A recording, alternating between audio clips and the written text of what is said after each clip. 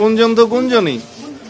আর এটা যদি ঘটনা হয় সেটা তো আমরাও দেখব। গণমাধ্যমে আসছে, হতে পারে আপনারা রাষ্ট্রপতিকে জিজ্ঞেস করতে পারেন। প্রক্রিয়াটা না, এটা রাষ্ট্রপতি সাংবিধানিকভাবে ইনি পদত্যাগ করতে চাইলে অথবা স্বাস্থ্যগত কারণে যে কোনো কারণে চাইলে তার সেটা অপশন আছে, কিন্তু আমরা তো জানি না। সরকারের কোনো পদক্ষেপ নাই এখানে, সেইটা তো সরকারের পক্ষ থেকে তো আর কিছু বলা হচ্ছে না।